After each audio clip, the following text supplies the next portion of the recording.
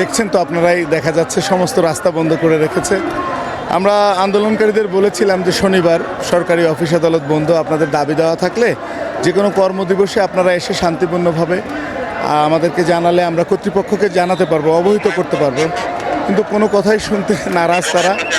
শনিবার আজকে আসলে কারোর সাথে কোনো যোগাযোগ, অফিসিয়াল কার্যক্রম নেই। তাদেরকে আমরা ঘন্টা দুয়েক ধরে আমরা অনুরোধ করতেছি রাস্তা ছেড়ে দিয়ে আপনাদের দাবিগুলোকে যৌক্তিক পর্যায়ে নিয়ে যাওয়ার জন্য স্টেপ বাই স্টেপ আপনারা এগিয়ে যান, যাতে সমস্ত কর্মকাণ্ড স্বাভাবিক থাকে। আর যেহেতু এই কাজটা পুলিশের করে দেওয়া সম্ভব না, ঢাকা মহানগরীতে প্রত্যেকটা দিনই যদি এভাবে রাস্তা বন্ধ থাকে, তো জনস্বার্থের কথা বিবেচনা করে আমরা আমাদের সিনিয়র অফিসারের মাধ্যমে তাদেরকে বলেছি রাস্তা ছেড়ে দিয়ে প্রেস ক্লাবে অনেক জায়গা আছে ফুটপাতে আন্দোলন করার। তো তারা কোনোভাবেই সেটা মানতে রাজি না, তারা একটু বেপরোয়া আচরণও করছে, উচ্ছৃঙ্খল আচরণ করছে। তারপরেও আমরা আমাদের জায়গা থেকে সর্বোচ্চ